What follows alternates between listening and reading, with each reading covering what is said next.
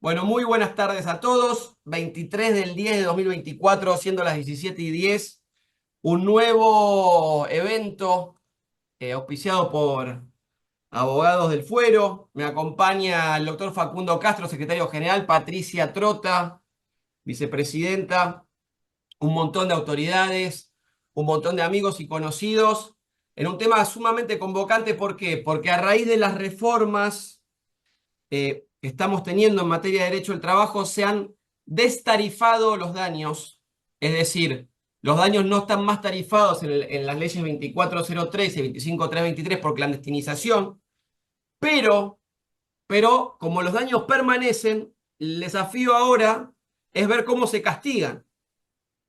Bien, por el principio alterum non ladere, lo van a explicar mucho mejor que yo las personas que tengo aquí presentes, que son dos grandes figuras del derecho en distintos ámbitos. En primer lugar, quiero presentar al doctor Alejandro Segura. Fue mi profesor en el año 2000 en Relaciones Colectivas del Trabajo en la Universidad de Buenos Aires. Eh, es juez federal de la Cámara de San Justo. La Cámara aún no se ha creado, la estamos esperando, pero mientras tanto el doctor es subrogante en el Juzgado Nacional del Trabajo número 2. Anteriormente subrogó en el Juzgado 41. Tiene una doble condición que lo hace especialista, o mejor dicho, adecuado como magistrado para dictar sentencia, que es que ha sido durante muchos años abogado litigante. Él estuvo en la justicia, después fue litigante y después volvió al Poder Judicial. Entonces comprende la visión de ambos lados del mostrador. También por ahí estaba el doctor Nagata, que cumple esa doble función, que es muy importante para comprender en muchos aspectos cómo es la vida y el pensar y los pareceres de este lado del mostrador. Esto sin descalificar a quienes han hecho carrera judicial, simplemente elogiamos a aquellos que cumplen la doble función. Lo acompaña en esta sesión interdisciplinaria Perdón, un amigo perdón, de la casa, el doctor Casiano Hayton. perdón, que- Nahuel. Sí, Voy a parafrasear a Paco Urondo cuando sí. decía de un lado y del otro lado de la reja. Yo podría decir, de un lado del mostrador está la realidad, del otro lado del mostrador está la realidad, lo único irreal es el mostrador. Muy Muy bueno. interesante. Guárdese, doctor, porque el rating tiene que ir subiendo de a poco. Si tiramos todas las bombas al Me freno. principio, acá hago como me hacían a mí cuando estaba en la tele. El conductor lo único que hace es con el dedo así, preguntando cómo está el rating. Acá estamos con 108, a full. Y digo, lo tenemos al doctor Casiano Hayton, director de la Comisión de Responsabilidad Civil y Daños de Abogado del Fuero. También es doblemente especialista en Derecho del Trabajo y en Derecho Civil, profesor de Derecho Civil de la Universidad de Buenos Aires y la Universidad de San Andrés. Es un Su reputación lo precede, también tiene posgrados en, vamos a llamar, en nuevas tecnologías, con lo cual tiene muy claro los cambios que suceden en el derecho al trabajo. Y vamos a ver un montón de temas hoy, porque acá tenemos varios temas que están en boga. La cuantificación de los daños no tarifados, el daño punitivo, y me permito agregar algo que introdujo Casiano últimamente en eventos académicos, que es la acción preventiva de daño, y todos son combinables y todas son herramientas a las cuales vamos a tener que echar mano para accionar en sede judicial. Así que ahora sí, sin más preámbulo, les agradezco muchísimo a todos la invitación. Estamos con 108 participantes en línea. Y le cedo la palabra a Alejandro Segura, que además, lo más importante de todo, es hincha de San Lorenzo como un porcentaje alto del fuero. Así que la doctora Trota y los hinchas de Huracán siempre tienen ahí una desventaja y podrían recusar por ese tema. Este, pero no Hacemos, vamos a ahondar en ese asunto porque da para largo. Así que sin más preámbulo, le cedo la palabra al doctor Alejandro Segura y agradezco esta cuantiosa presencia de colegas. hacemos la foto, perdón, antes de arrancar, Nahuel. Dale, vamos con una foto, dale. ¿La haces vos? ¿Sí? Uno, Dale. dos, tres, foto. Perfecto. Perfecto, gracias. Alejandro, el micrófono es suyo. Menos mal que nos dijeron sacarle una foto. Eso para los futboleros va. Además, quisiera agregar que soy profesor de la Universidad Nacional de La Matanza ¿Verdad? y que es una universidad que tiene más de casi el 80% de primera generación de universitarios y una misma proporción hijos de trabajadores y trabajadoras. Y yo me animaría a decir que mucha gente que viene a nuestra universidad está por debajo de los límites de pobreza, para desmentir algunas cosas que se han dicho.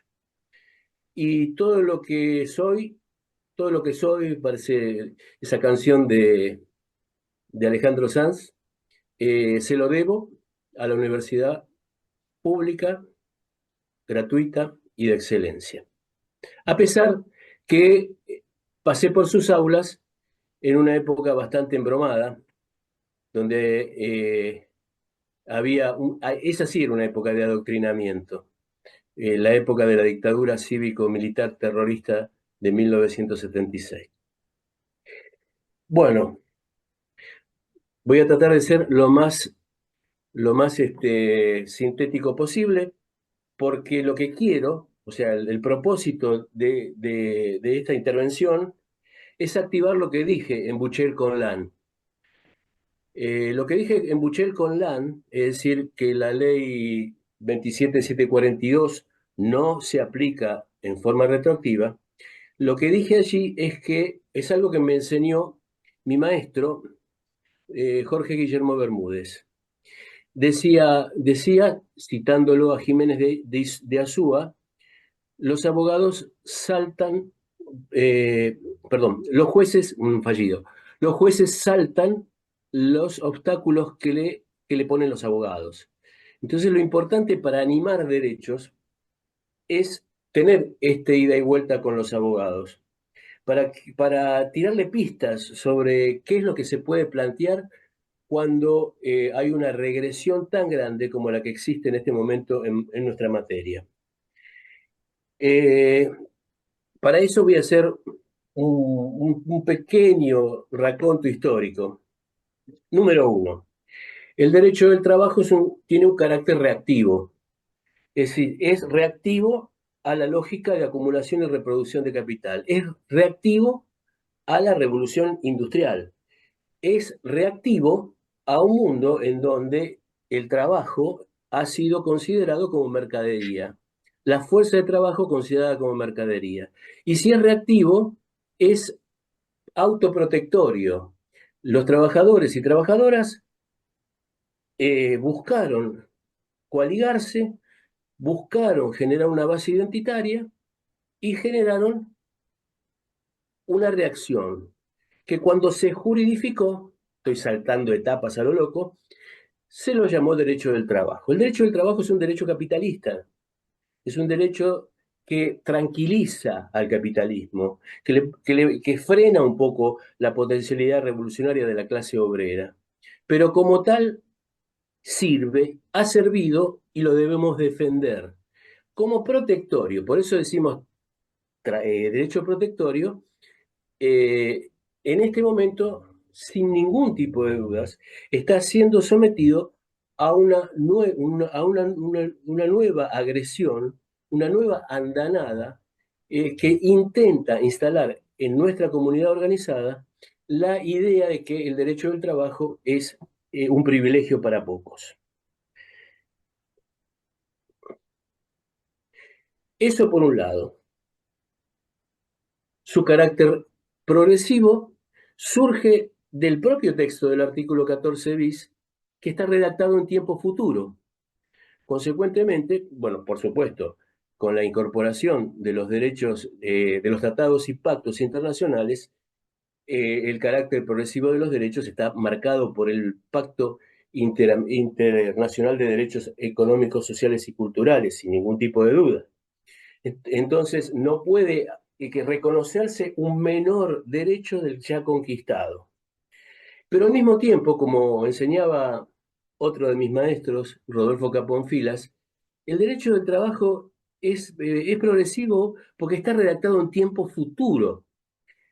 Cuando el artículo 14 bis inicia su texto diciendo el trabajo en sus diversas formas gozará de la protección de las leyes, esto nos está marcando la imposibilidad de retroceder en el marco del reconocimiento de esos derechos.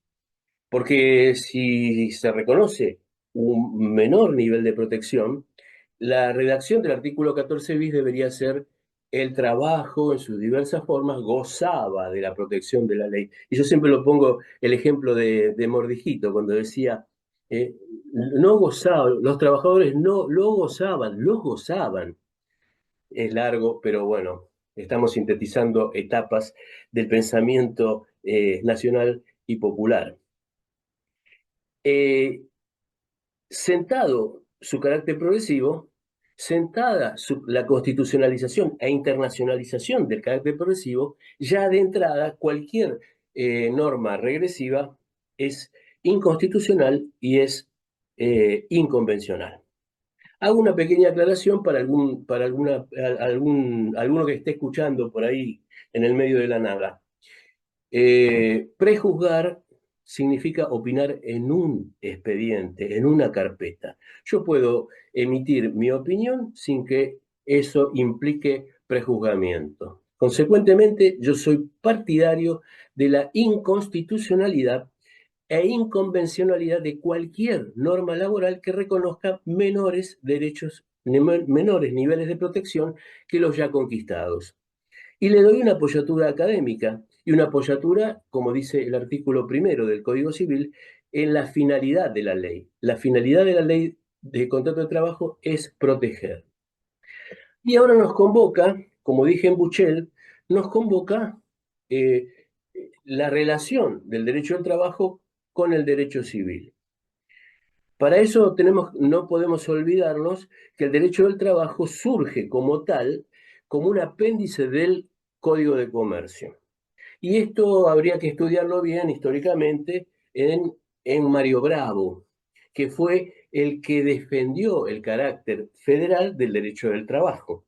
Cuando se le objetó a la normativa obrera, que no estaba previsto en el artículo 67, inciso 11 de la Constitución, como un derecho de las provincias que delegaban el gobierno federal, Bravo dijo, bueno, forma parte del derecho comercial porque estamos tratando la situación de los dependientes de comercio.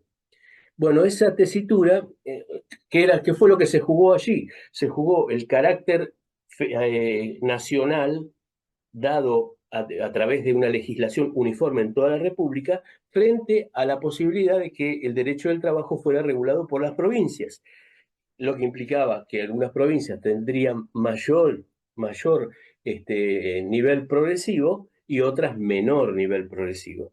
Con esta tarea de Mario Bravo quedó zanjada la situación y el derecho del trabajo forma parte de ese derecho no federal dictado por el gobierno federal. Inicialmente, cuando comienzan las leyes de trabajo, se tomó el modelo forfatario. Es decir, un modelo que no es resarcitorio, sino que sirve al trabajador para volver, o sea, para tener lo suficiente dinero como para volver al trabajo, recuperar su posibilidad de volver al trabajo durante un tiempo, y por eso la variable forfataria siempre se dio a través de la remuneración y el tiempo de servicio. Quiero resaltar que con el dictado del decreto 33.302, las indemnizaciones se duplicaron. De ahí viene la idea de indemnización simple, que después va a tomar el legislador en el año 74 para aplicarla al artículo 247, y la indemnización duplicada. Ya en el año 1945 se hablaba de duplicar las indemnizaciones con el propósito de mejorar la situación de los trabajadores por un lado y de desanimar el despido arbitrario. Todo el sistema forfatario forma parte del derecho del trabajo, incluso en lo que eran los accidentes de trabajo. Y esto es un poco lo que yo estoy diciendo en Bushel con LAN, que se está agrediendo con la derogación de las leyes 24.013, 24.323 y 25.323 y 25.345. Las leyes de lucha contra el trabajo clandestino. ¿Por qué digo que esas leyes mantienen el carácter forfatario y lo que hace el legislador, el legislador que ha derogado las normas, es dejar libre, absolutamente libre, de sanción al trabajo clandestino, o pretender dejar libre de sanción al trabajo clandestino? Pero estamos hablando de un derecho que debe seguir siendo protegido, más allá del derecho. O sea, como diría Sorel, con el derecho, contra el derecho y más allá del derecho. En este caso sería más allá del derecho. Y no es la primera vez que se plantea esta situación. Por eso hago colación a el origen mixto, si se quiere, de este derecho nuevo, a propósito de el pensamiento brillante de ese gran tucumano que fue Mario Bravo. Si nosotros provenimos de un mismo tronco jurídico, es que podemos aplicar la normativa del derecho común. Y eso, insisto, no fue la primera vez, no será la primera vez esta que se va a plantear, sino que se ha planteado a lo largo de la historia del derecho laboral. Primero, fundamentalmente, en el plenario Alegre con Manufactura, el fallo plenario número 169,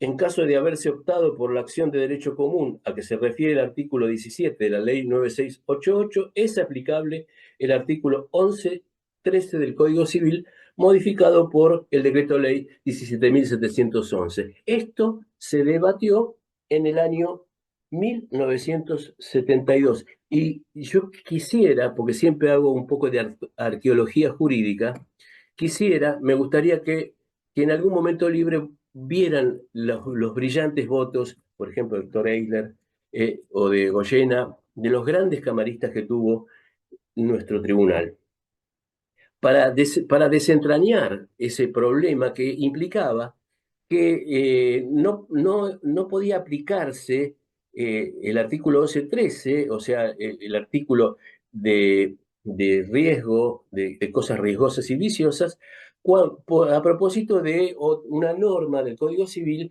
que establecía como una especie de valladar entre la acción contractual y las acciones extracontractuales. Como que quería ponérselo al derecho del trabajo, a los accidentes de trabajo en el marco contractual e impedir un pleno desarrollo del derecho civil con el propósito de un mejor resarcimiento de los trabajadores. La misma doctrina se repitió años después en Aquino con Cargo. Es lo mismo, exactamente lo mismo, un poco remozado, pero es lo mismo. La idea es que un trabajador o una trabajadora no son ontológicamente distintos que un accidentado en un accidente de tránsito, por ejemplo. Entonces el derecho civil se aplica sin cortapisa alguna. Pero siempre vemos que hay una pulsión que intenta, de alguna forma, poner al trabajador y a la trabajadora en el acotado margen de la tarifa.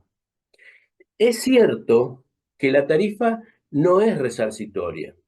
Es cierto que la tarifa, de alguna forma, que se aplicaría en caso de despido arbitrario, de despido improcedente y de despido indirecto procedente, esa tarifa no obliga al trabajador a probar los daños. Y eso es una facilidad, porque lo sabemos los que estuvimos, como dijimos recién, de uno y otro lado del mostrador, que es muy difícil llevar adelante un juicio laboral. Hay algunos colegas que dicen, que no conocen nuestro campo, dice, los juicios laborales se ganan todos. Bueno, miren, si todos los juicios laborales se ganaran, yo en este momento estaría en Andorra y a esta etapa del año esquiando. Sería multimillonario porque inicié miles de juicios. Si los juicios laborales se ganaran todos, sería absolutamente millonario. Eso es una mentira. Además, no todos los casos llegan a la justicia. Y a propósito de la prueba de los daños, la tarifa lo que hace es restringir, o sea, impedir que esos daños sean probados. Es una facilidad que se le da a los trabajadores dentro del marco del derecho protectorio. El otro elemento a tener en cuenta ha sido, bueno, ya tuvimos Alegre con Manufactura, ya tuvimos Aquino, y también la penetración del daño moral y de los despidos discriminatorios. Fíjense, no es tema de esta jornada, fíjense que al redactarse el nuevo artículo 245 bis, pretende restringirse el despido discriminatorio, disminuyendo su cuantía indemnizatoria, por un lado, disminuyéndolo brutalmente porque la doctrina jurisprudencial cuantifica a un despido discriminatorio tal cual lo es un despido por embarazo, por ejemplo, un año de remuneraciones, o un despido de un dirigente, un despido indirecto de un delegado o dirigente gremial. Es decir, se restringe la cuantía indemnizatoria y se dice expresamente que el despido dictado en estos términos, aunque dañoso, antijurídico, es válido. O sea, este legislador de 2024 es más regresivo que la dictadura cívico-militar de 1976, que como sabemos mutiló a la ley de contrato de trabajo a través de la 21297. Se llega al año 1991, en la segunda etapa de estos 4 capítulos de neoliberalismo en la Argentina. Y en 1991, con un sistema de control de policía del trabajo desarticulado desde fines de la década del 70 o más allá, ¿no? Desde la caída del gobierno constitucional de 1976, la policía del trabajo fue diezmada, desarticulada. Entonces el trabajo clandestino creció naturalmente. Recordemos que la dictadura militar prohibía los aumentos de sueldo, prohibía la negociación colectiva, 21.300. Los aumentos de sueldo estaban desaconsejados.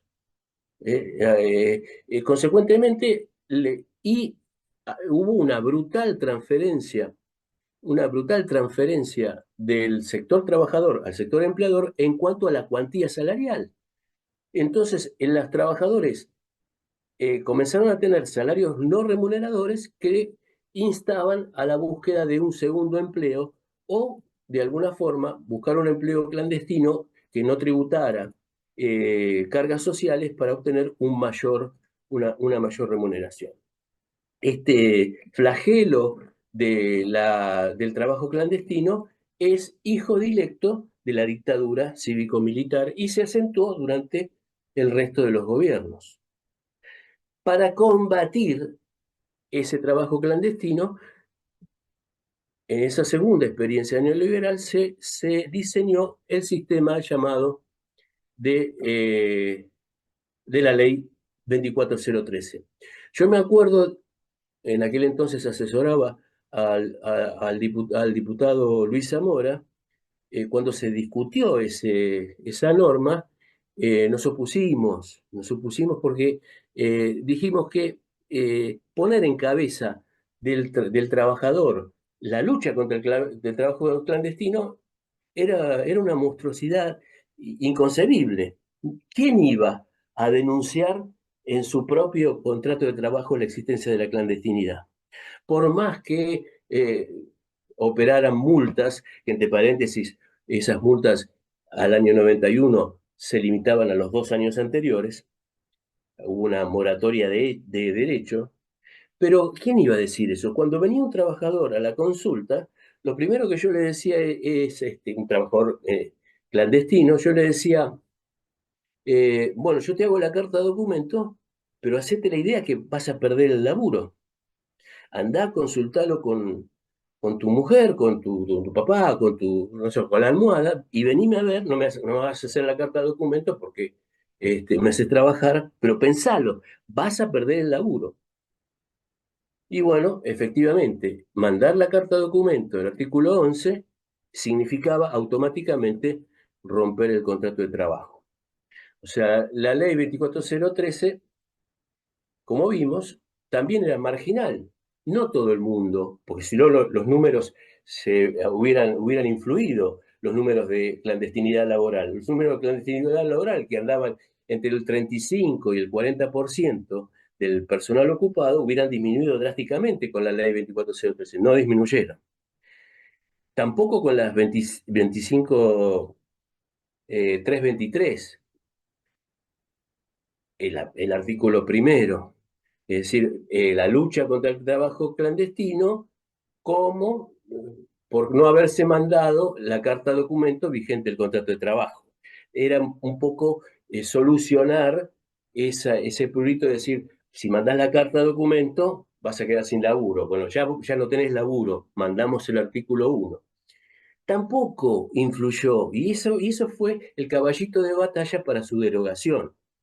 Todo el mundo decía, son las multas que se aplican. Es cierto que, como yo lo dije muchas veces y lo vuelvo a decir, y no tengo ningún reparo de decirlo, que hay muchos tribunales que no tienen piedad con el carnicero de la esquina o con el kiosquero de la vuelta, y por ahí con las grandes empresas está bien que no tienen las grandes empresas estos problemas, pero aplican el derecho del trabajo protectorio y académico con el carnicero de la esquina, y no con quien realmente es el verdadero factor de poder en la disminución de los derechos laborales de los trabajadores. Entonces, ¿dónde está el problema? Si yo derogo la ley, no, bueno, un momentito, que yo derogue la ley no significa tampoco que va a bajar la clandestinidad laboral. La clandestinidad laboral no va a bajar porque el elemento de combate contra la clandestinidad laboral es la policía del trabajo. Sin policía del trabajo, en donde, bueno, yo entro y hago una inspección y ningún trabajador va a perder el empleo porque ha sido una inspección de oficio, contrariamente a lo que implicaba la ley 24013, que lo ponía en la cabeza al trabajador para que lo rajara. No, acá aparece la policía del trabajo y hace su trabajo. La, las leyes estas que han derogado no bajaron la clandestinidad laboral. Está bien, le doy la derecha a todos aquellos que las criticaron. No bajaron, pero su derogación va a incrementar la clandestinidad laboral, porque entonces sí entramos en un gran cambalache laboral. Da lo mismo que sea, ¿se acuerdan del cambalache? Bueno, da lo mismo tener una persona con todas las de la ley que un trabajador clandestino. Y, y es poco capitalista esta concesión. Por eso yo digo que en Buchel digo que la ley 27742 no solamente no es más beneficiosa, es más perjudicial para los empleadores. Por lo que vamos a decir ahora y lo que va a decir el doctor Hayton después de mi intervención. Ya le estoy tirando el centro para que haga el gol. No va a cambiar, o sea, no puede competir un trabajador, un empleador que tiene todo en regla con uno que no la tiene en regla. Porque todos sabemos, a partir de la encíclica Laborem Exer de San Juan Pablo II, que todos somos empleadores de todos. El concepto del empleador indirecto. Si yo tengo un costo laboral, el que va a pagar el costo laboral es el consumidor del producto o del servicio. Entonces, si a mí me aumentan las cargas sociales, yo aumento el precio del producto. En definitiva, todos nos pagamos el sueldo a todos. Pero los que están fuera de la ley van a tener un plus, van a tener una plusvalía adicional a la plusvalía tradicional de la fuerza de trabajo, que implica el ahorro de esas cargas sociales en detrimento del trabajador, en detrimento del sistema social de seguridad social y en detrimento del competidor, porque yo voy a obtener más ganancia vendiendo el producto a un precio similar o no o parecido al que está en regla, con lo cual voy a entrar en el cambalache laboral. Voy a despedir y voy a tomar personal clandestino. Y no voy a tener ninguna sanción. Y acá es el tema que nos convoca. Precisamente, el daño existe. El daño al trabajador que ha sido clandestinizado, el daño tiene muchos ribetes, muchas aristas. Es una persona que está excluida del sistema social. Es una persona que está fuera de un colectivo laboral que se autotutele. Han crecido el movimiento de trabajadores excluidos, ha crecido la posibilidad, pero carecen de la fuerza sindical para torcer la voluntad patronal.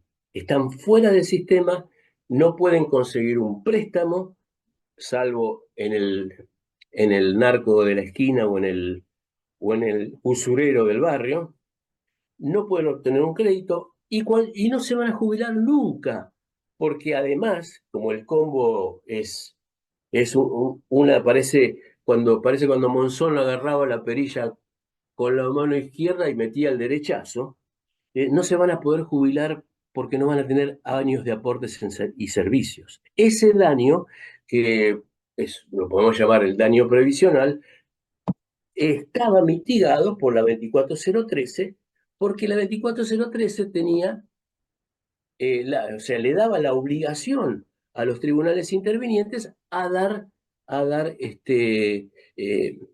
comunicar a la AFIP de estos incumplimientos para que efectivamente ese trabajo entrara en el registro laboral. Entonces, para sintetizar todo esto, lo que sí claramente es rescatable de la ley 24013 es que se mantiene su sistema forfatario. ¿Y qué implica el sistema forfatario? Implica una previsibilidad. Por eso el derecho del trabajo sigue ofreciéndonos soluciones capitalistas. Si yo sé que voy a despedir, hago una previsión en mi balance, una previsión que en definitiva, como es un balance en donde hay ganancias y pérdidas, lo termino derivando en el precio. ¿Estamos? Entonces yo, si voy a despedir o pienso despedir el día de mañana, voy a hacer una previsión. De la misma manera, supuestamente, el que tiene a un trabajador clandestino está haciendo esa previsión, pero esa previsión es, además de miserable, en el sentido más estricto del término, es directamente, doblemente antijurídica, porque sabe que está haciendo daño y además de hacer ese daño, lo ha previsto y de alguna manera se juega a en algún momento resarcirlo. En algún momento, si vos tengo una persona clandestina, fíjese que jamás dije en negro porque no me gusta esa expresión, detesto la expresión blanco, negro, para mí no, además tiene una connotación absolutamente peyorativa. Quien no está, quien está clandestino, yo sé que está clandestino, yo sé que me puede hacer juicio, y entonces ya tengo la previsión, igual lo tengo clandestino. Y eso es ese contexto, esa actitud frente al daño, esa actitud que es una actitud absolutamente dolosa, es lo que en este fallo Buchel, Sergio, Daniel Contalán, yo llamo la eventualidad del daño punitivo. Es decir, que los abogados comiencen ante la derogación lisa y llana de las leyes de antievasión, cuya inconstitucionalidad es manifiesta y que podría pedirse. Lo que pasa es que, fíjense, y ya ya estoy cerrando, ni tengo noción de cuánto tiempo he utilizado, no tomé la precaución de tomar la hora. Estamos bien, estamos bien, Justo, estamos justo tranquilos. estás en la media hora, Ah, Alejandro. impresionante. Parezco el cuento de, de Perfumo, el pase a Fernet Branca, ¿no? El tiempo del jugador de fútbol cuando entra a la cancha. Bueno, y ahora por decir esa gilada me olvidé lo que iba a decir. Eh, que el daño punitivo, en definitiva, eh, ah, si yo planteo la inconstitucionalidad de la ley 27.742 por haber derogado las, la 24.013, la 25.323 y la 25.345, no es que voy a resucitar a esas leyes. ¿Me explico? Eso solamente lo puede hacer la Corte cuando la ley de Consejo de la Magistratura. O sea, declara la inconstitucionalidad de una ley y resucita otra. Algo que está para los anales de la historia del derecho mundial. O sea, yo no estoy diciendo que si ustedes plantean la inconstitucionalidad de la, de la 27.742 en cuanto derogó a las leyes, esas leyes resuciten, no van a resucitar. Lo que sí tienen que plantear es volver al sistema de daños, volver al sistema del derecho civil e introducir a mi humilde entender, introducir la idea del daño punitivo, es decir, el, un resarcimiento adicional a quien comete un daño a sabiendas,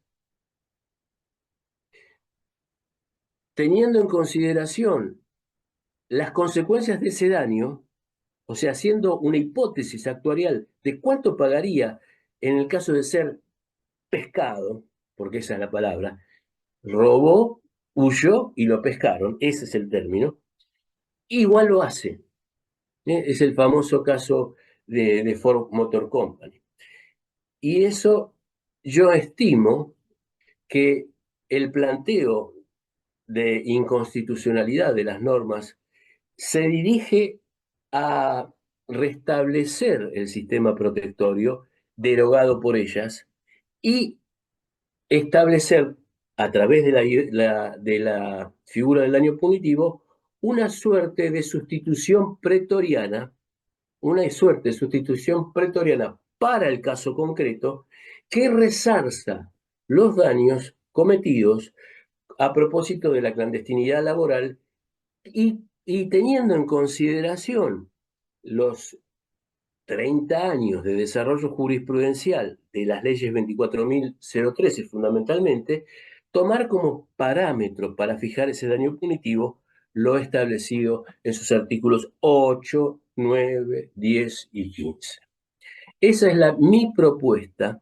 Yo hoy no vine a dar una charla de nada, me escucharon y prácticamente no dije nada, salvo esto que me parece que es un puntapié inicial para un derecho del trabajo que debe prepararse a mayores embates, porque toda la legislación contenida en el DNU, que está suspendido, pero es como una espada de Damocles que pende sobre la cabeza del movimiento de los trabajadores, y la ley 27.742, y lo que se viene, y la reglamentación de la ley bases para la reglamentación laboral, que parece una, un decreto de derecho comercial y no de derecho laboral.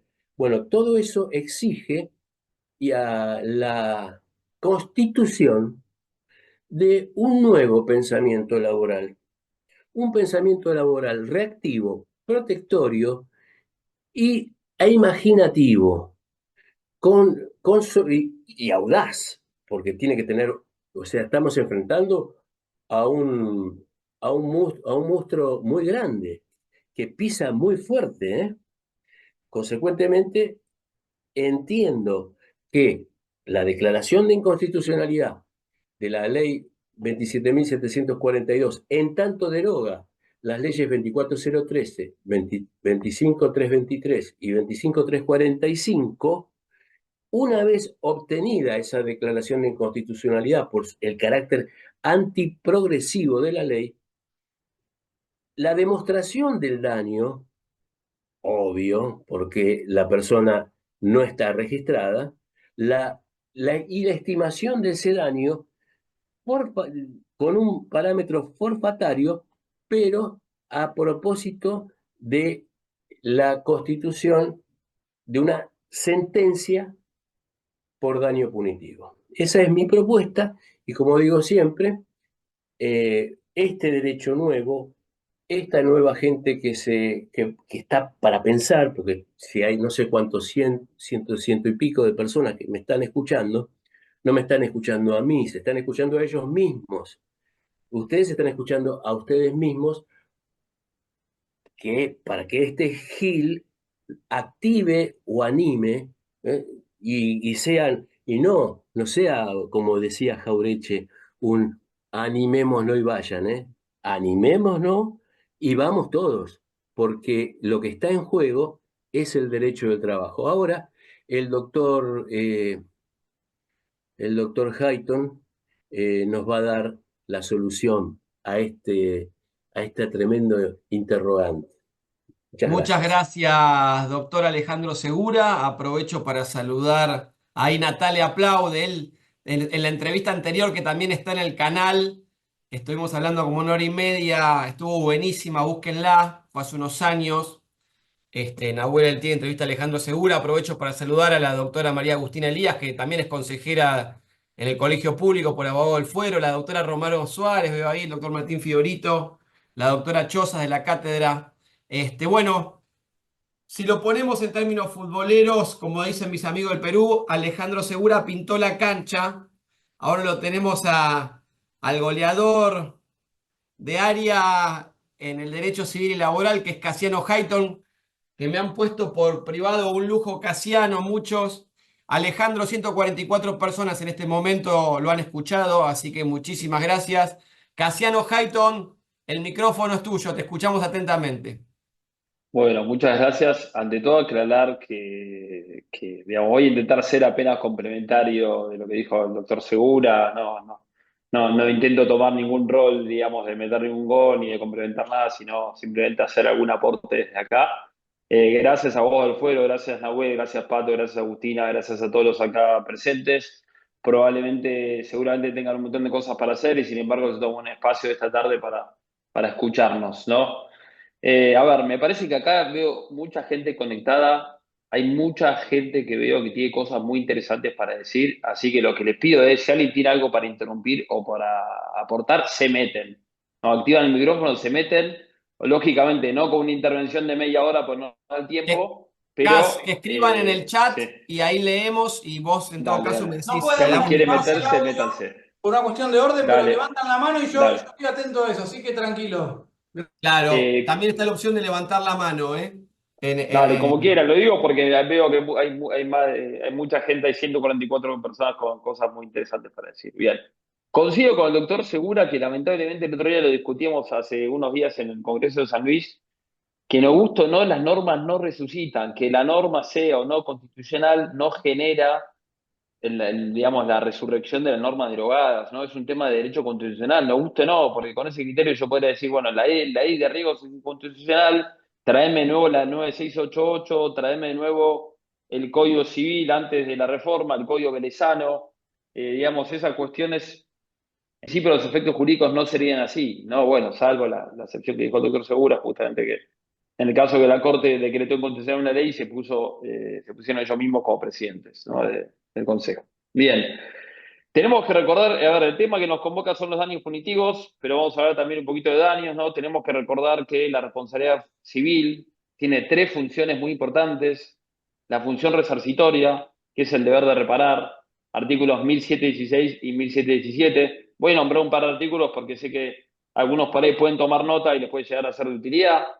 Además, es un principio que emana directamente de la Constitución, artículo 19, el principio de no dañar a otro. Entonces, más allá de que pidamos o no la inconstitucionalidad, más allá de que los jueces declaren o no inconstitucional una ley, la verdad que es un principio que lo tenés directamente de la Constitución, entonces no es necesario que se declare la inconstitucionalidad de una ley, y con esto tiro por ahí una primera idea, a los efectos de resarcir el daño de cualquier situación de dañosidad que haya existido. O sea, si hubo un trabajador, por ejemplo, sin registrar, no pudo tener aporte, no pudo tener obra social, no pudo tener ART, no pudo, no sé, tuvo que sacar un seguro de caución para alquilar porque no tenía un recibo de sueldo, ese tipo de cosas, eh, no impiden que no se pueda resarcir por las normas de derecho común los daños que efectivamente las personas determinen, cuantifiquen, prueben, etcétera, ¿no? Independientemente de que si hay una presunción, ¿no? El 1744 del Código también nos dice que el daño hay que probarlo salvo cuando surge notorio de los propios hechos. Entonces me parece que en este caso justamente se da la aplicación de esto. Surge notorio de los propios hechos que si vos probás que no estuviste registrado durante X periodo de tiempo, hay al menos un daño moral y una pérdida de chance jubilatoria, algunos daños más que podemos identificar, que se presumen. Después la discusión va a ser, bueno, cómo los cuantificamos estos daños, ¿no? Pero determinados van a estar, puede haber diferentes operaciones, diferentes fórmulas o diferentes modos de cuantificarlos, de traducirlos a dinero. Estos daños también por el Código Civil, teniendo en cuenta el 772, son obligaciones de valor, con lo cual, ¿no? Nosotros en el derecho laboral que tenemos toda esta discusión de cómo la deuda de dinero queda desactualizada y discutimos si la tenemos que indexar o no, y hace unos días salió otro fallo de la Corte que dice que la indemnización a valores actuales lleva una tasa pura, que en realidad, a ver, lo que yo siempre digo en estos casos, tiene razón, a ver, hay razón que si vos efectivamente actualizaste a valores actuales, es cierto que tiene que llevar una tasa de descuento, una tasa pasiva, si querés, otra tasa, pero muchas veces lo que pasa en materia de responsabilidad civil es que los valores no se actualizan a valores actuales, se ponen valores ínfimos, ¿no? No puede ser que la vida humana o que las incapacidades altas, también en términos civiles y en términos laborales, queden con montos tan bajos, ¿no? A veces los montos son, repito, son exiguos, son minúsculos, son bajos. Entonces, lo que termina pasando es que sí o sí tenés que aplicar una tasa activa para intentar compensar también la pérdida de ese valor, de esa obligación que en realidad es de valor, pero el juez al momento de transformarla de valor a dineraria, a veces no cumple la verdadera función resarcitoria. ¿Por qué? Porque no se fija el valor real de las incapacidades, ¿no? Eso basta con solo ver sentencias civiles y laborales para ver los montos de capitales. Son montos que no puede ser que un trabajador incapacitado con un 15% de capacidad tenga un capital de 400.000 pesos. Aplique la fórmula que apliques, apliquemos la acción sistémica, extrasistémica, acción civil, actualicemos valor, apliquemos barrios, lo que sea, ¿no? Y no me voy a desviar del tema de la charla, pero si aplicamos a valores actuales, ok, pero apliquemos verdaderos valores actuales. Bien. Otra función de la responsabilidad civil, una segunda función, es la función preventiva, ¿no? que también la propia ley de riesgos habla de prevención, ¿no? Hay muchas leyes, la ley del medio ambiente, hay muchas leyes las cuales se habla de prevención, no siempre se cumple, ¿no? Pero en el Código Civil tenemos una herramienta muy buena que es la acción preventiva, que es la acción que intenta no solo evitar causar un daño, sino que una vez que se causa un daño, intentar amortiguarlo, prevenirlo, que tenga la menor cantidad de consecuencias. Entonces, no hay duda, como bien decía también Esteban, el jurista, el otro día en el Congreso de San Luis, que tenemos la posibilidad, ante el trabajo no registrado, de pedir la acción preventiva obligando a que el empleador te integre todos esos aportes que no te integró durante todos esos años, ¿no? Y eso puede tramitar por la vía de acción preventiva del artículo 1711 del Código Civil, que es una acción una acción adjetiva, una acción ritual prevista en un código de fondo. Esto es una excepción, como dijimos, la propia jurisprudencia de la Corte dice que a veces las leyes de fondo, las leyes sustanciales, tienen pequeñas regulaciones procesales para justamente asegurar el ejercicio del derecho. Es decir, que a veces sin estas regulaciones generales procesales en norma de fondo, a lo mejor los derechos quedarían en letra muerta. Entonces necesitas que en ciertas ocasiones la ley de fondo tenga una regulación muy general que después puede ser complementada por las leyes procesales. Bien, y la última de las funciones, y es un poco también lo que nos convoca en este caso, y voy a ir tomándome el tiempo también para intentar no pasarme y no aburrirlos, sobre todo, ¿no? Bien, es la función punitiva. Este instituto de la función punitiva, de lo que llamamos la función punitiva de la responsabilidad civil, que es esto de sancionar, esto de poder castigar, sancionar, multar al empleador, en este caso, al proveedor, en la ley de consumidor, o a cualquier persona. En el proyecto del Código Civil, el artículo 1714, preveía la posibilidad de esta sanción pecuniaria excesiva, ¿no? Que una suerte de multa civil digamos, a cualquier persona, a cualquier proveedor, a cualquier dañador, ¿no? Esta figura sería perfectamente aplicable al empleador, en este caso, por ser dañador, pero bueno, no la tenemos, no es norma, ¿no? El Código Civil no se retiró de la responsabilidad civil la función punitiva, pero sí se retiró del Código Civil, o sea, no tenemos esta norma, lamentablemente no la tenemos, ¿no? Eh, y subsiste el daño punitivo nada más que en la ley, nada más y nada menos que en el artículo 52 bis de la Ley de Defensa del Consumidor. Es decir, tenemos que buscar la forma, pretoriana no, de aplicar esta figura a diferentes situaciones del derecho al trabajo que se puedan dar en derecho al trabajo ante la no registración o ante diferentes situaciones.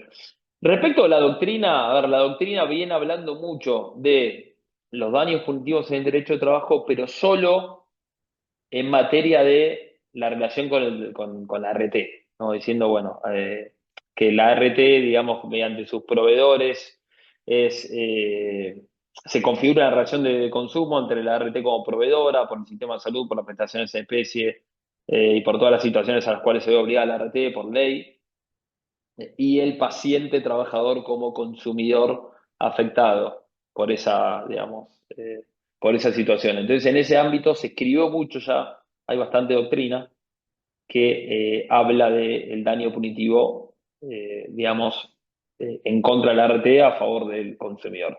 ¿Qué dice nuestro sistema? El daño punitivo hoy, el daño punitivo, es decir, la multa va a favor del reclamante, a favor del consumidor, del trabajador en este caso, ¿no?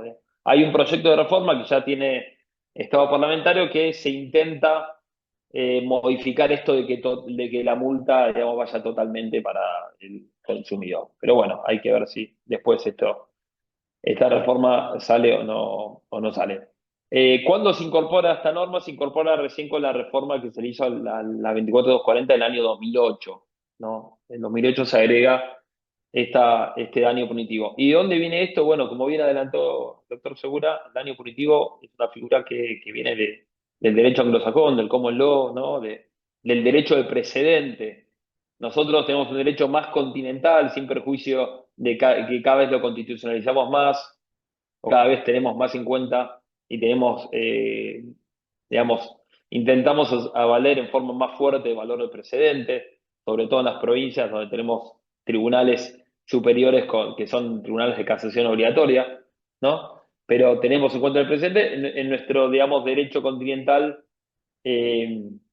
La verdad que hacemos todavía prevalecer más la norma que el precedente, porque en definitiva el precedente se basa en la norma, más allá del pretorianismo que a veces pueden aplicar los jueces, ¿no? Bien. Antecedentes históricos de esta figura ya todos lo conocen. Tenemos el caso del Ford Pinto en 1972, que es el mismo año que mencionó el doctor Segura. Él habló que en 1972 se discutió no sé qué tema, y bueno, en 1972 también la Corte Estadual primero de Illinois y después la Corte Suprema de Estados Unidos eh, sancionó, dictó, falló el primer caso del daño punitivo imponiéndole a Ford una sanción pecuniaria totalmente disuasiva para que retire este vehículo del mercado, ¿no? Este vehículo que explotaba, que dañaba, que mataba, para obligarle, ¿no?, a retirar este producto del mercado.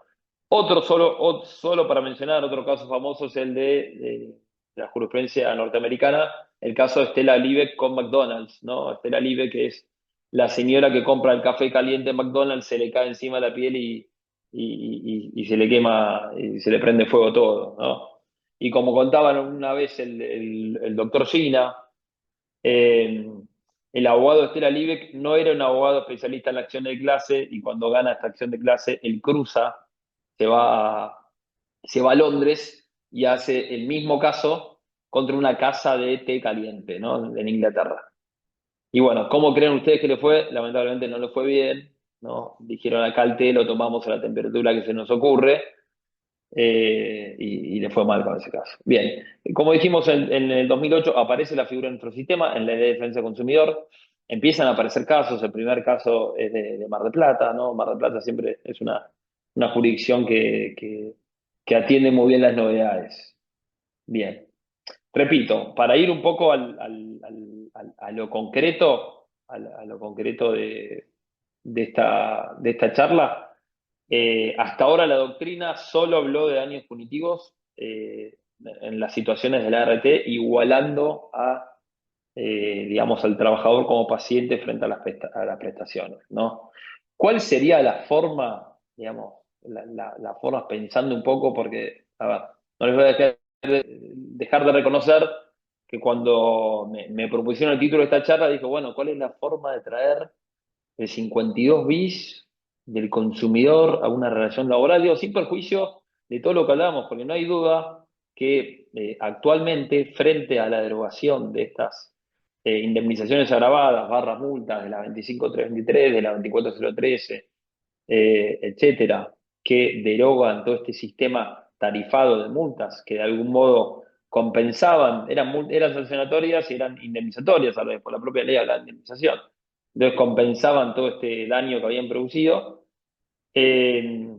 Hoy esa reparación tarifada, previsible, pasa al terreno del derecho común. Hoy en día, por el 1740 del Código Civil, podés pedir reparación plena de esos daños.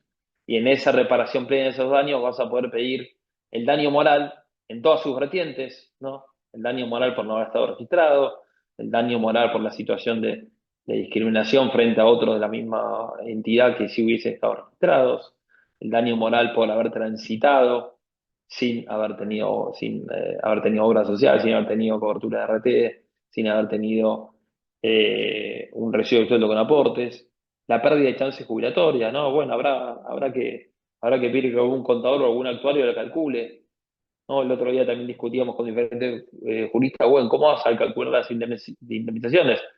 Algunas se presumen, ¿no? Algunas se presumen, no hay duda que se presuman, pero estaría bueno hacer cuentas, hacer números, es que nos cuesta a los abogados, e ir cuantificando más precisamente todo este tipo de indemnizaciones. Y está claro también que mientras más situaciones pruebes, más, digamos, mejor seguramente, o más cuantiosa va a ser la cuantificación de este daño moral, que anticipo que también el daño moral, algunos dicen que es resarcitorio, otros dicen en realidad es satisfactorio porque satisface mi interés, en realidad no resarce porque el sufrimiento no vuelve, no se borra, no se compensa. En el daño patrimonial, vos perdés un billete de 1.000 pesos, te lo devuelven, y el daño sí se ve compensado, sí es resarcitorio. En cambio, en el daño moral uno sufre una situación y se termina compensando, se termina satisfaciendo con una suma de dinero, pero no vuelve para atrás, eso no se borra, eso no se repara, ¿no? En términos económicos, si querés, en el daño patrimonial, vos tenés 10 pesos, te lo sacan por el hecho ilícito, y después del resarcimiento volvés a tener esos 10 pesos. En el daño moral, vos tenés 10 pesos luego del hecho ilícito o del incumplimiento, seguís teniendo esos 10 pesos porque patrimonialmente no sacaron nada, pero estás sufriendo. Ese sufrimiento lo compensamos con una suma de dinero, ¿no? Así que en términos, si querés, económicos, constituiría, si querés, una mejora patrimonial. En términos espirituales, obviamente, un menoscabo fuerte. Entonces, bueno, habrá que ver cómo se cuantifica, ¿no? Habrá que ver cómo se cuantifica. Muchas veces en indemnizaciones civiles el daño moral, frente a muerte, frente a grandes incapacidades, no se cuantifica en forma más alta. Entonces me cuesta creer que los jueces laborales terminen poniendo sumas millonarias por haber estado, digamos, sin registrar, como sí puede pasar en casos de la multa del artículo 8 de la 24013 o multa de la 25323, que sí, a veces, si son muchos años, pueden traducirse en varios millones. Bien. Un poco para adelantar, ¿no? Para adelantar cómo podemos relacionar en concreto a los daños punitivos en la situación del derecho al trabajo aplicados a la relación individual. Una de las cosas que se nos ocurrió fue decir que en realidad el empleador, al tener a los trabajadores sin registrar, termina afectando, por ejemplo, al trabajador en su relación con su prepaga o con su obra social por no derivar esos aportes obligatorios, ¿no? Entonces termina metiéndose dolosamente en esta relación de consumo entre paciente, trabajador y proveedor, que es la obra social, o que sería la prepaga, dependiendo, ¿no? Porque él tendría que haber pagado todos sus aportes o tendría que haber pagado al menos parte de los aportes en el caso de que el trabajador opte por una prepaga de aportes. Entonces, al meterse dolosamente, ¿no? Y teniendo cuenta también y haciendo eco del trato indigno del artículo 8 bis de la propia Ley de Defensa del Consumidor, que el mismo artículo por trato indigno te habilita la aplicación de las sanciones del artículo 52 bis. En esta situación concreta y específica, entendemos que se puede llegar a plantear en el marco de la relación de trabajo individual, ante el despido por la no registración, la aplicación concreta, ya no ideal, ya no haciendo analogía, el pedido del daño punitivo, porque en definitiva el empleador termina entorpeciendo y termina no cumpliendo con su deber de proveedor pagador de esa obra social, de esa prepaga y de ese aporte que termina afectando al trabajador como consumidor, en tanto paciente, en tanto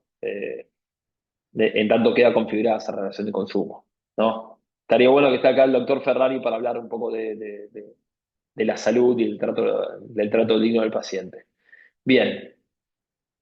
¿Qué más? Entiendo que queda abierto, como dije el otro día, también un nuevo horizonte en la responsabilidad civil, en la responsabilidad civil resarcitoria, preventiva y sancionatoria, ¿no? Porque, repito, antes teníamos un sistema que a algunos les gusta o a otros no, totalmente previsible, totalmente cuantificable, y fácil de mensurar y de medir. Hoy tenemos un sistema súper imprevisible, ¿no? Porque va a depender de cada trabajador y cada abogado, de las cosas que pidan y las cosas que plantee, y de cada juez cómo va a ir recetando esto. Pero ya no se puede, cuando las empresas o los proveedores tengan que previsionar, va a ser más difícil la previsión, ¿no? Porque, repito, no sabemos a ciencia cierta cómo van a tomar la jurisprudencia el tema de la reparación plena y el tema de la posibilidad de daños punitivos en sede laboral.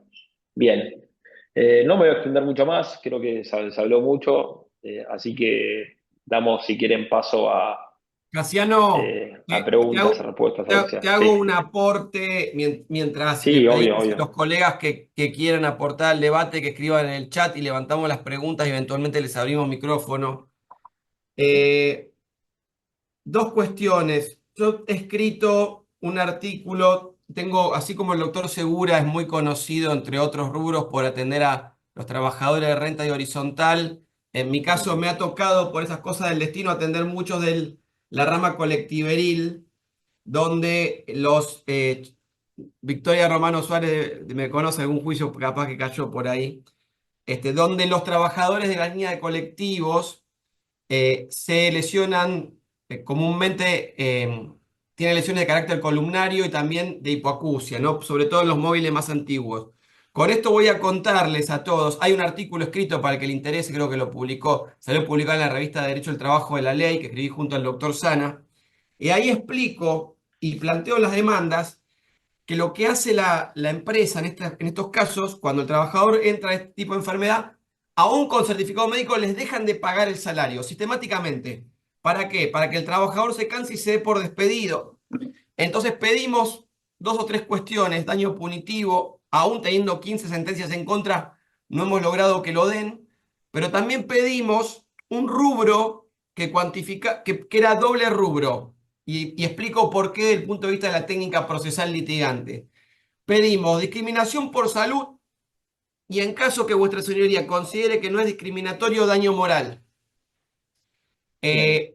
Ha procedido, pero por montos bajos. Bien, hemos logrado algunas sentencias, si mal no recuerdo, de la doctora Vulcano en primera instancia, otra de Rosalía Romero en un momento que subrogó el 62. Eso está todo en el artículo que escribimos, para el que lo quiera lo puede buscar y si no me lo pide. A lo que voy con esto es que siguiendo esta línea o estos pequeños patrones, también hay alguna más dando vueltas, es que hasta por lo menos hasta hace poco tiempo era difícil que los magistrados se salgan de las reparaciones tarifadas. Y además que las consecuencias de esta ley que provoca inseguridad jurídica, dicho esto por letrados que atienden pymes que están acá y les hablo también en confianza, he hablado con socias de grandes estudios que atienden a grandes clientes, grandes empresas del país, y les preocupa precisamente esto, que no haya ningún tipo de tarifación, y les preguntan, ¿qué beneficio tengo entre tenerlo en blanco o no registrado? Para utilizar los términos apropiados que refirió el doctor Segura. Y ahí va también otra cuestión que mencionó el doctor Segura, que es la competencia desleal entre el que clandestiniza y el que no, así sea total o parcialmente, que también lo mencioné en un artículo para el diario ámbito.com, donde decía que la reforma laboral de la ley de base atenta contra el superávit fiscal, porque aún los empleadores medianos van a decir, puedo tenerlo parcialmente registrado para que tenga un seguro de riesgo del trabajo, pero puedo clandestinizar parte del salario, porque hoy no hay sanción visible o tarifada desde el punto de vista laboral. ¿Hay alguna resolución de AFIP para la deficiente registración? Pero ni siquiera es conocida. O sea, y no es propia del ámbito laboral, sino que es una sanción que aplica el Estado al evasor, total o parcial. ¿A qué voy con esto para terminar la reflexión por si alguno quiere participar ahí? En que las consecuencias de esta destarifación las vamos a ver con suerte dentro de 4 años. Porque hasta que tramiten, recién ahora estamos empezando con los planteos, hasta que los jueces de primera instancia salgan. Primera instancia siempre mira cámara para actuar. Primera instancia siempre mira cámara para actuar. Hay algunos que se animan un poquito más que otros. Segura es uno, con la indexación. Ojeda también fue de los primeros en hablar de indexación. Si no fue, estuvo, creo que fueron Segura, Viganó, Ojeda, más o menos los que empezaron a dar indexación en primera. Y después, bueno, los otros miran la cámara dice algo y baja alguna línea. Así que mi sensación, y te paso la palabra a vos y a Alejandro Segura, no vamos a tener en el corto plazo criterios sobre esto, sino vamos a tener que esperar la tramitación en primera y en cámara. Veremos también qué pasa en la provincia de Buenos Aires, ¿no? Que, como bien has dicho, hay algunas jurisdicciones que hacen punta de lanza.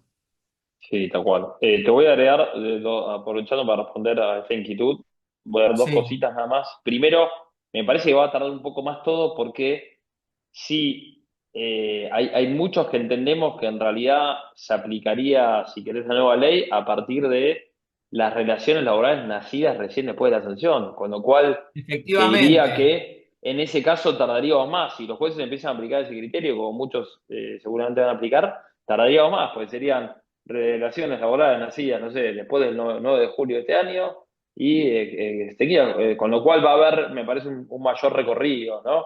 En este sentido. Y después lo único que quería agregar es el artículo 1728, que el otro día también lo mencioné en el Congreso, que quizás no lo tenemos en cuenta, que es muy importante, del Código Civil, que nos habla de la previsibilidad contractual, y esto nos da una pauta, apliques o no la nueva ley, o apliques reparación plena o tarifada, nos da una pauta buenísima, porque lo que dice el artículo es, en los contratos se responde por las consecuencias que las partes previeron o pudieron haber previsto al momento de su celebración. Con lo cual, si al momento de que vos celebraste el contrato de trabajo, sabías que tenías estas consecuencias, todo este tipo de multas, sanciones o como quieras llamarla, vas a tener que responder por esas consecuencias, ¿no? O por la reparación plena o por la reparación tarifada de las leyes que hoy se derogan, ¿no? Entonces, nos da una pauta espectacular, sin perjuicio que este artículo se usa para la previsibilidad contractual en expresión de resarcimiento en materia civil. Entiendo que es plenamente aplicable al contrato de trabajo. Bien, Excelente, nada más. excelente. Doctor Segura.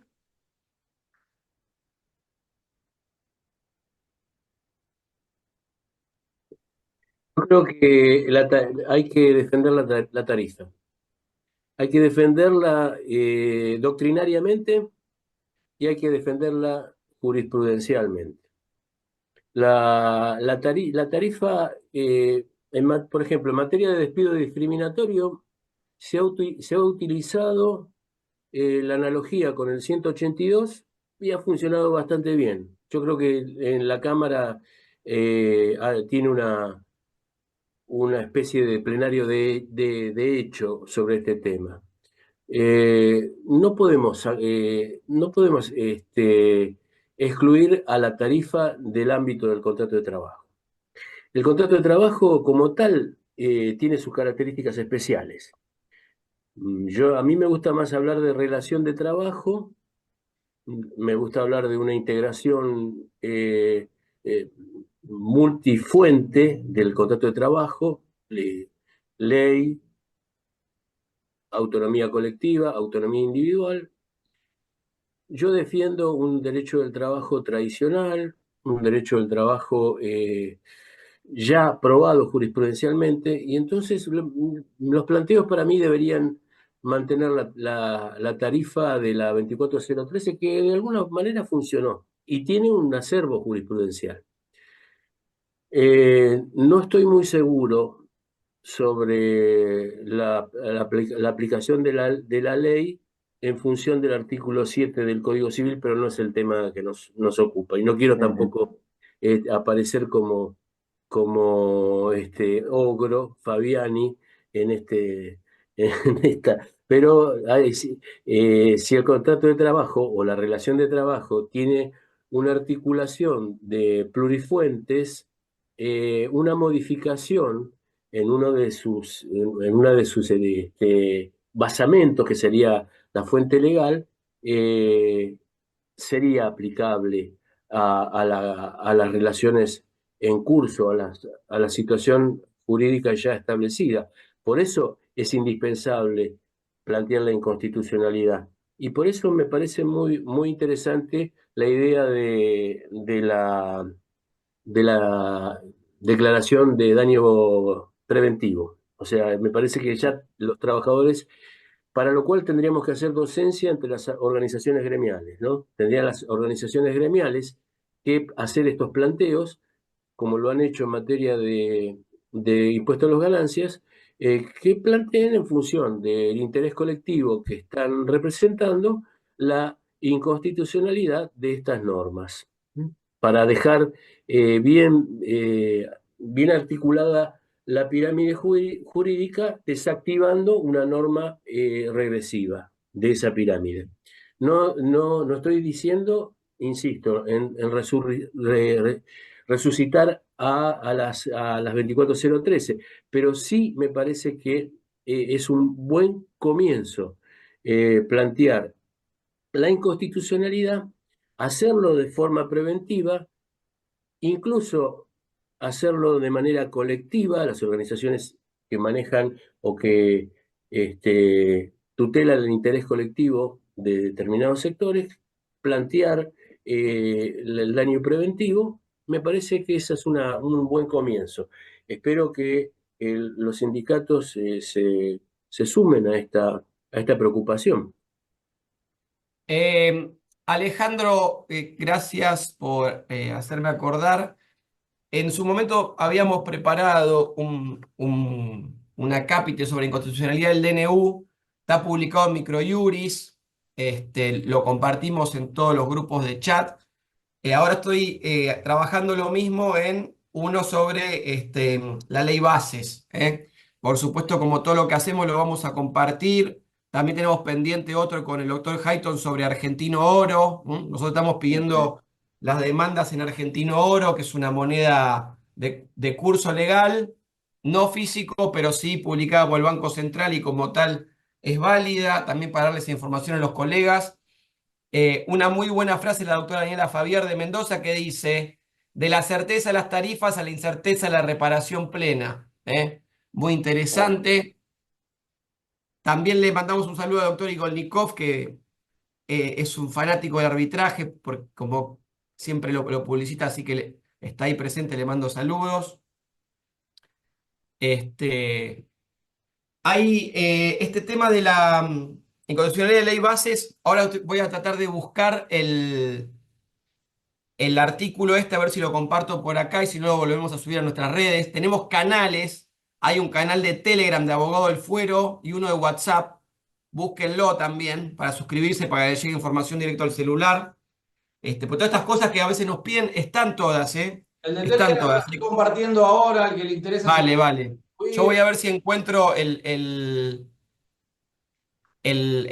artículo sí le voy a ceder nuevamente a Casiano para que haga alguna reflexión final y a Alejandro Segura, que ya la hizo, pero si quiere agregar algo más, para ya dar cierre a la actividad, pues estamos en 1 hora y media, que consideramos que es el tiempo prudencial de duración de una actividad de estas características. Evidentemente hay mucho rating, como dije, tuvimos pico de 150 personas, ahora 119, así que esto indica que fue sumamente fructífera el encuentro de hoy. Les agradecemos mucho. Casiano, el micrófono es tuyo. Vale, simplemente agradecer, creo que se llevan un par de bullets, ¿no? Que es esto de la acción preventiva, la reparación plena del 1740 y la forma de medir la cuantificación que te da el 1728 teniendo en cuenta la previsibilidad. Ahí tenemos tres herramientas, hagan los planteos, empiecen a hacer los planteos, hagan los intercambios telegráficos, hagan las demandas. Nos toca una ardua tarea de trabajar, ¿no? Digamos, no estamos acostumbrados a esta especie de disrupciones no lineales y en este contexto tenemos una clara disrupción no lineal que es el nuevo contexto normativo. Así que bueno, a trabajar, a generar nuevas ideas y nuevos modelos y a hacer los planteos. Gracias. Gracias a vos, Casiano. Ahí mandé el acápite de inconstitucionalidad del DNU, el PDF. Ese lo pueden copiar y citar y ponerlo en las demandas. Obviamente ha cambiado, pero cuidado porque el DNU en provincia de Buenos Aires y en el interior algunos dicen que está vigente, que solo es aplicable para la justicia federal, los efectos de la Cámara. Para mí, para todo, pero hay que plantearlo por las dudas. Y ahora sí, doctor Alejandro Segura, palabras de cierre. Tiene que activar el audio, Doc. Ahí está. Ahí está. Primero quiero, epa, que toqué. Primero quiero agradecer al doctor Altieri, a este grupo que coordina, a todos los que han participado y como siempre digo en mis clases, eh, yo creo fervientemente en la teoría del valor trabajo. Yo creo que la fuerza de trabajo es la única capaz de cambiarle el valor al resto de las cosas.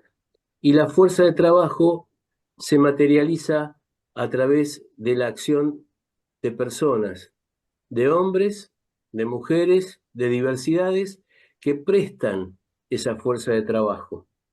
Deberían todos prestarla de manera decente.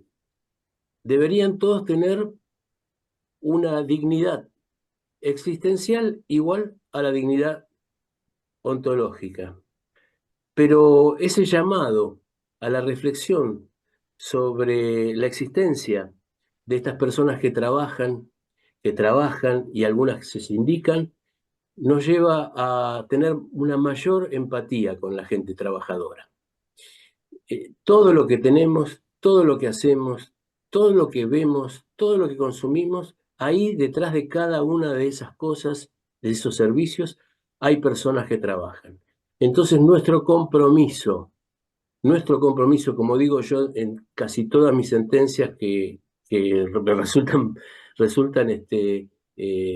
favorables a los derechos de los trabajadores, con un oído en el pueblo y con otro oído en la ley, hacer efectiva una opción preferencial por los pobres.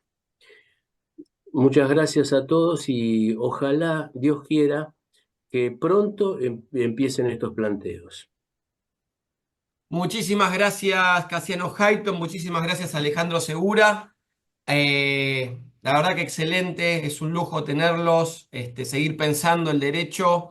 Les dejamos ahí el chat de Mujeres Abogadas que dirige la doctora Trota, el link, y también los links para entrar al canal de Telegram y al canal de WhatsApp para recibir información. Compartimos el PDF del Constitucional y el DNU y el PDF sobre lo que escribí en la ley. Nada más, muchísimas gracias a todos, los abrazo fuerte a la distancia y nos vemos la próxima. Los esperamos en Abogado del Fuero con los brazos abiertos. Buenas tardes. Gracias a todos, buenas tardes.